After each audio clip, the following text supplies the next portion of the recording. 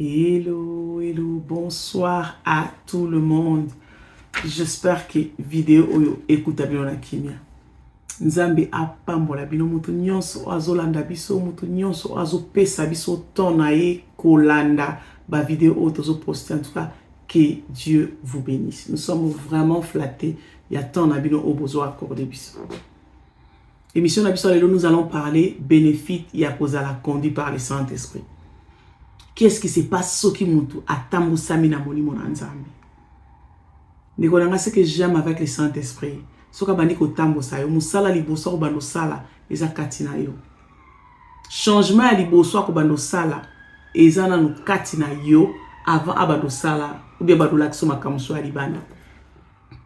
Makambo bando lakiso eza na no o eza katina yo pour o changer avant abando ko lakiso makamso o eza ya libanda ya bato mosusu.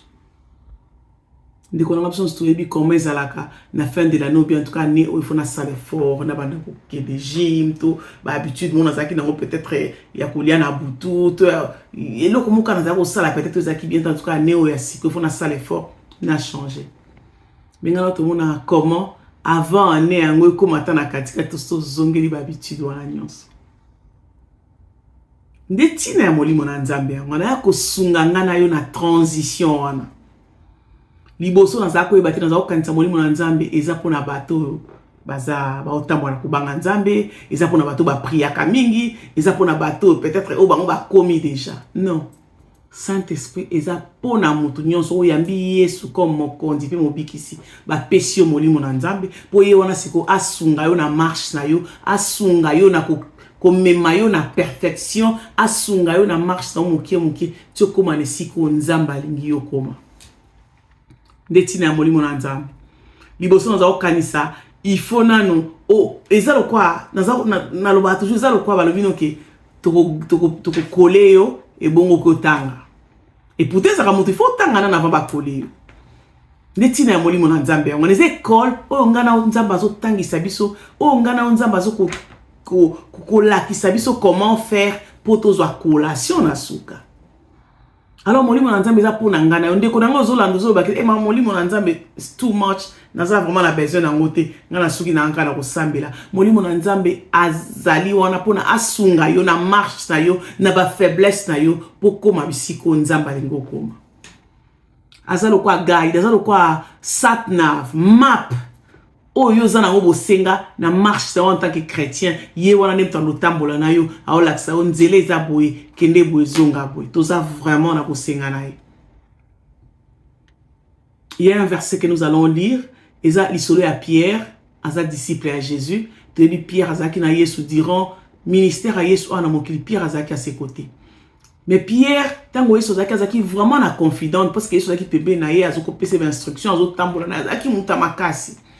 Tout le monde a dit que Pierre yo ngana okufa. Pierre a dit yo okufa te mta simbote so ngana ozawa na défendre yo. Yesu a dit Pierre tika. Avant que tout temps wetana yo wangana. Pierre a chaki tele.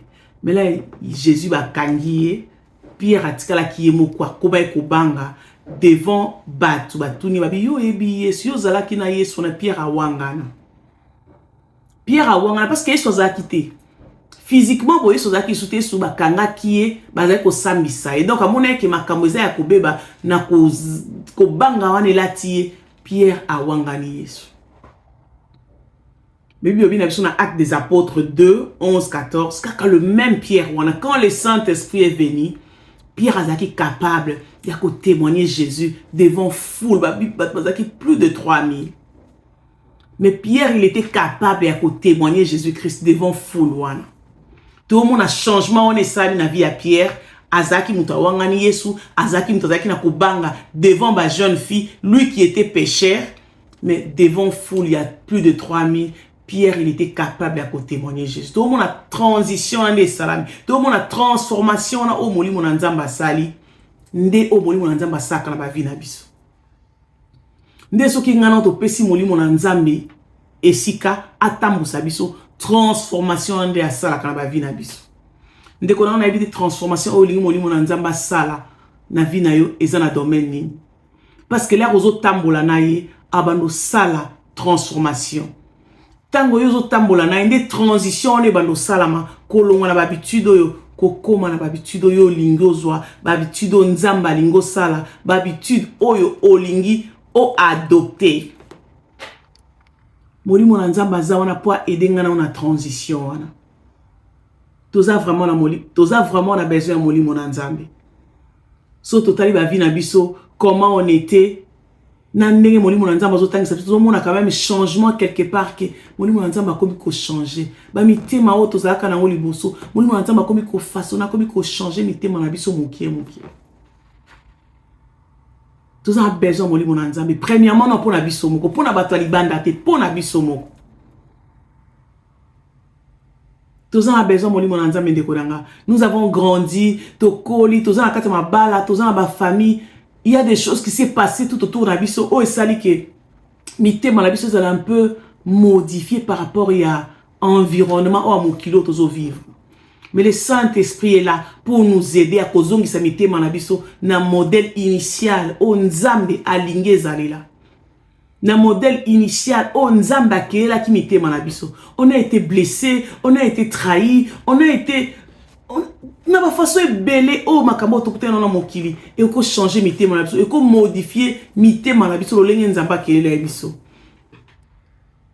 Mais le Saint-Esprit tina na yango wana atambusa na yo pas à pas akwa ko changer mitema na biso ezonga na modèle initial o nzambe akelela kiango. Ça c'est de 1 et puis de 2 dans Actes des Apôtres chapitre 28 verset 1 à 6. Et cette histoire il y a Paul qui est disciple de Jésus, azaki rempli du Saint-Esprit, akendaki na ville moko komona ngo Malta. Tokotanga ce qui s'est passé, nous lisons au nom du Seigneur. Actes des Apôtres, chapitre 28, verset 1. Après nous être sauvés, nous reconnûmes que l'île s'appelait Malte. Les barbares nous témoignèrent une bienveillance peu commune. Ils nous ont recueillis tous auprès d'un grand feu qu'ils avaient allumé, parce que la pluie tombait et qu'il faisait grand froid. Paul ayant ramassé un tas de broussailles et l'ayant mis au feu, une vipère en sortit par les feux de la chaleur et s'attacha à la main. Que quand le barbare virent l'animal suspendu à la main, ils dirent les uns les autres, assurément cet homme est un meurtrier, puisque la justice n'a pas voulu le laisser vivre, après qu'il a été sauvé de la mer. Paul secoua l'animal dans le feu et ne ressentit aucun mal. Ces gens attendaient à le voir enfler ou tomber mort subitement, mais après avoir longtemps entendu, voyant qu'il ne lui arrivait aucun mal, ils changèrent d'avis et dirent que c'était un Dieu. Parole du Seigneur. Ndekonanga chapitre ototangi ezolo bebiso lisolo ya Paul disciple na Yesu akende na ville moko Malta bibi na biso habitant ya ville wana bazaki tellement gentil balakisa ki bolingo makasi ndelo ko tolinga so ke place monde bat balakisi bolingo be place en tout cas bato baza bien place baza vraiment bien. Mais Paul, comme il était rempli du Saint-Esprit, comme il était conduit par le Saint-Esprit, parce que comment ce qui se passe, ce qui nous a conduit par le Saint-Esprit. Paul, il était conduit par le Saint-Esprit. Gentillesse, il y a ta ville, oui, bazaki gentil, c'est bien, atala ki angwa, c'est pelé nango. Mais qui ça qui Paul était, qui a quoi pour réanimer le feu. Et qui ça qui Paul était, a quoi pour réanimer le feu de la prière. Bible bien biso Paul a ko luka ba nzete ay ko tchana moto fo moto epela mabondeli. Mais bible bien biso tango Paul appeli si moto nyoka bimi na kata moto wana ay asu Pierre. Asu Paul, sorry. Ndeko nanga soki ngana totali ka gentillesse wana e bandeli. Toko yeba te ke makambo eza na suka oyo ko salama. toko bateke to nga to ye bateke nyoka ezana kata banzete oyo to nga to ye bateke intention ya ba bitan mboko bako okanisela en tout cas Pierre oyo aza mutu mabe po to moni gentillesse so to kanisa ki baza bat moko bien baza bien na ye baza na côté na ye Bible bina biso na 6 là ba moni nyoka na kangi na liboko Bible bina biso ces gens s'attendaient à les voir enfler et tomber morts subitement. Mais après avoir longtemps entendu, bato bazaye kozela, Paul akwea akufa. Bato a monté à malamu to monde ne bandeli baza gentil, baza bien environnement, baza qui bien wana, bazaye kozela, Paul akwea akufa. Mais Paul, parce qu'il était conduit du Saint-Esprit, a tchaki moto la prière. Il y a beaucoup de choses qui se passent. L'autre monde a poison, l'autre monde a trahison, l'autre monde a makambu belé zoleka na bamboka na babisika ongana otovandi. Okomona mtu aza bien, okomona mtu aza gentil, okomona place wana okei baza gentil na yo. C'est ce qui s'est passé na Paul. Batwana bazala ki gentil. Mais cela n'a pas empêché balobaki bazela ke muto yo akwe akufa. Ndeko nanga nyoka oyo azalaki na matiti o soki Paul azwaki décision te akopelisa moto nyoka wana nga avanda ka wana nyoka wana tamsa nga bima tango ba lali ay asuye place moka mabe Paul akufi. Mais Paul a réanimé qui moto. Ndeko nanga combien de fois ngana to va na ba nyoka na ndako parce que to za na vie de prière te parce que to réanima ka moto ya mabondelité na bandako na biso to vandi na ba nyoka. O vandi na ba nyoka ke place au vandi, au sambelité, aux en avis de prière, au vandi, tout va bien et bandeli. Après, on a sous comme on a comme comme la yo, au évite ou tiwapi. To vandi na banyoka. To vandi na banyoka, mon amutu, azaki bien, bevoye bien. Après, on a subitement mutu on a changé. To vandi na banyoka. Mais qu'est-ce qui s'est passé? Qu'est-ce que Paul a fait? Paul avait réanimé le feu de la prière. Mouto azaka conduit par le Saint-Esprit. Azaka mouto a réanimé ka moto ya mabondeli. Parce que moto ya mabondeli ekola ki so identité ya batu o ozana bango. Ekola ki se yo identité même ya place o lingo kende. Tozo monango babi babito bazaki bien. Place ezaki bien Paul a monné que non place o et apena place batu malam. Mais tango nyoka bimi amoni maman identité batu wana ebimi. Ndeko na ngana to na bosenga ya kotambusa na molimo na nzambe parce que so molimo na nzambe atambusi biso makamso ekomela ngana yo ekokoma te parce que tokozala averti parce que ngana to za bato to bondelaka parti ya kobondela tokozala instruction claire et sikozo kende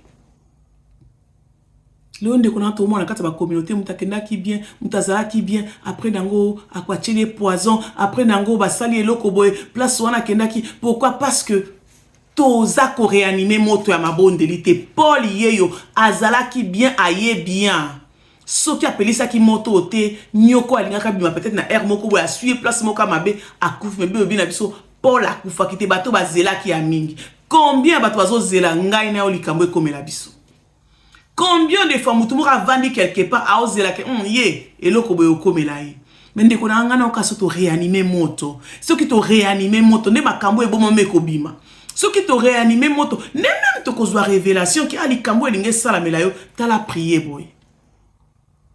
Ngana to na bosenga ko réanimer moto. Na banda kuna biso, na babisika otozaka na misala. Ezana makambo bele batu susu ba jalousie même na musala awa na mboko to sala. Omuna mundele mo alingi oka sans cause. Alingi ote sans cause, ayina yo oyebi eloko sala ete. Mais ce qu'on réanimer le feu, ndoko mona tamso wa complot na bango bazo sala, o mona nzamba ekola kisa, ou bien mutu mona kati na bango eko dévoiler que tale eloko to sala, to ngeto sala pona yo. Pourquoi? Parce que tozo réanimer mon ta prière. Kotambola na molimo na nzambe, ça nous aide à être des femmes de prière, des hommes de prière. Car la prière est bimisaki identité à monguna wa bombami.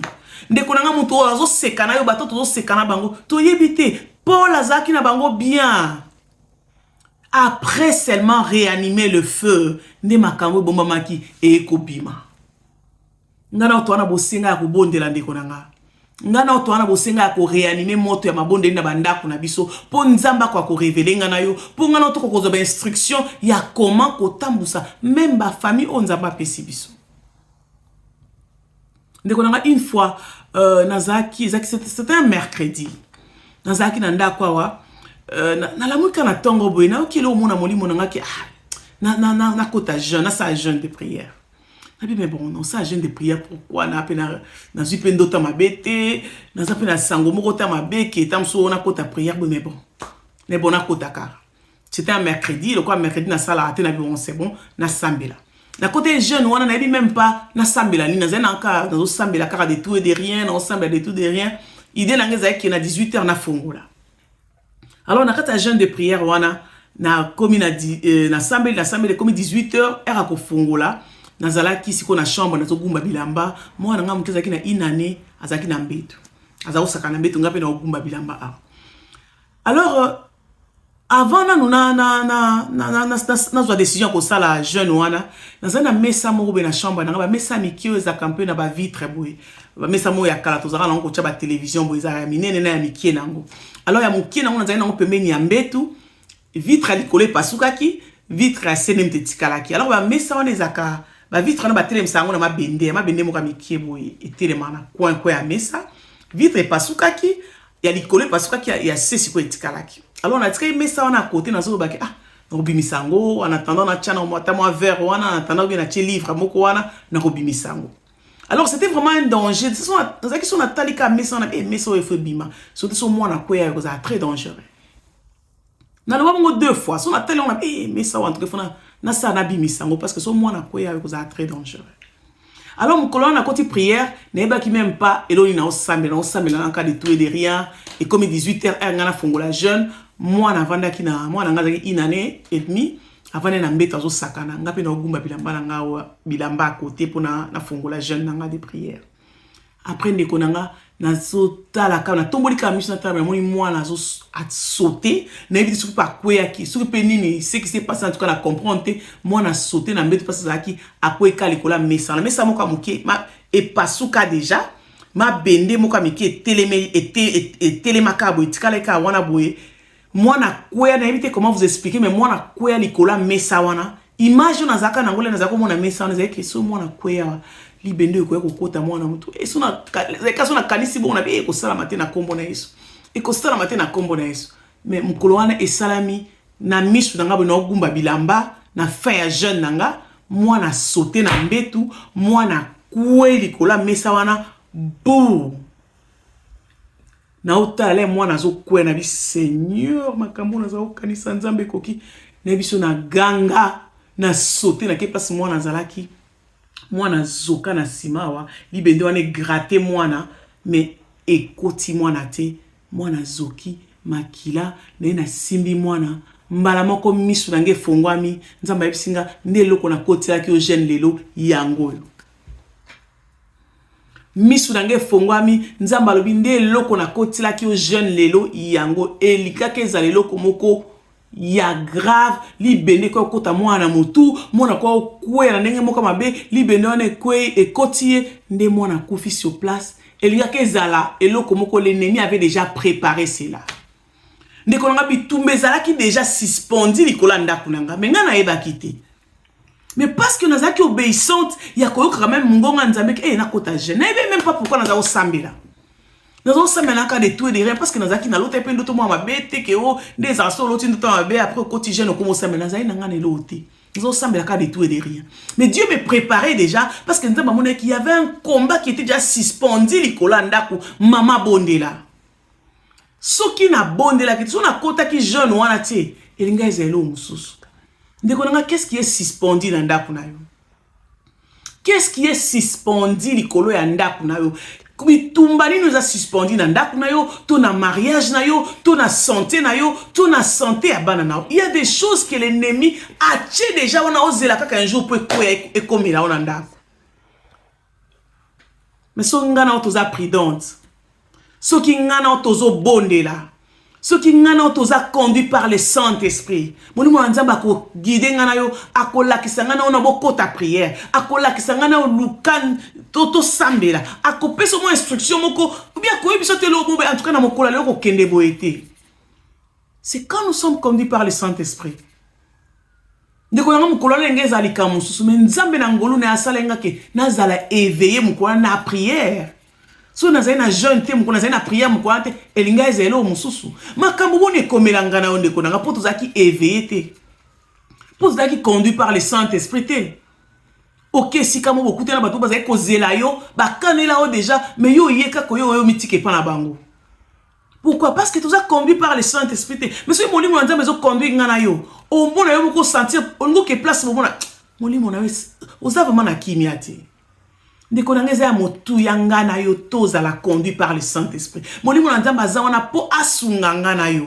Aza wana po aide ngana yo. Yo makambo ngana tozo mona te yazo mona. Maza wana so zo tambusa ngana yo nde ako guider biso. So kazo tambusa ngana yo nde akolakisa ngana yo nzela tala nzela yango likambo sala bo isala bo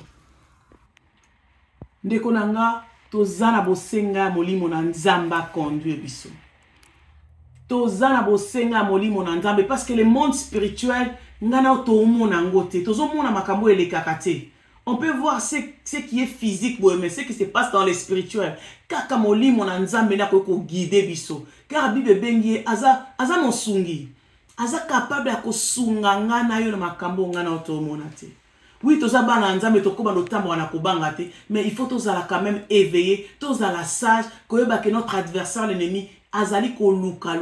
Comment ko stopper biso kokoma na plan merveilleux nzamba bongisi pona biso. Po musu ya misato, molimo na nzamba za pona ko glorifier Yesu. Tango nyonso molimo na nzamba kitana ba vie na biso, c'est pour donner gloire à Jésus. Mais ngana to pesa gloire na nzambe ndenge nini kaka na nzela molimo na nzambe ba vie na biso ko pesa gloire na Yesu ndenge nini kaka na nzela molimo na nzambe soki molimo na nzambe azo guider ngana yo nde ba vie na biso e ko pesa nzambe lokumu. Mais sans le Saint-Esprit ndeko nanga ça sera difficile. Sans molimo na nzambe to tambusa biso ça sera vraiment difficile pour ba vie na biso e pesa nzambe lokumu. Yango ndeko nanga yo mtozolanda biso vidéo na biso comme na suka.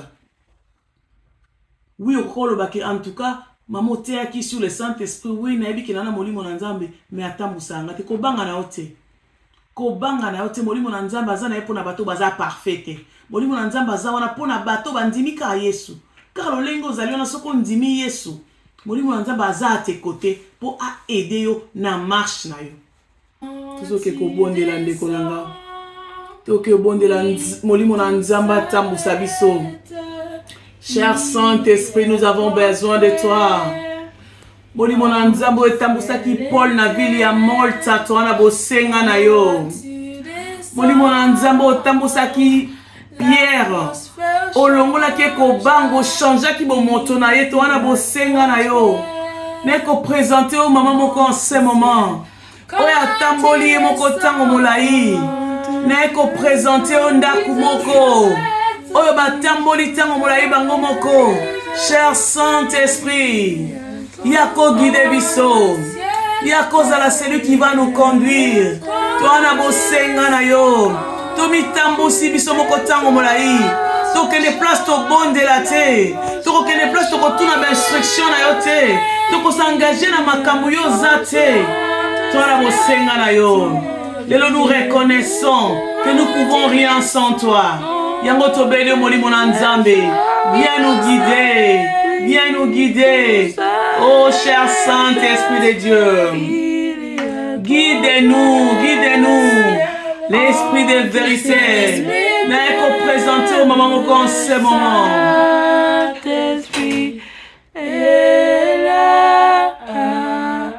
Alléluia.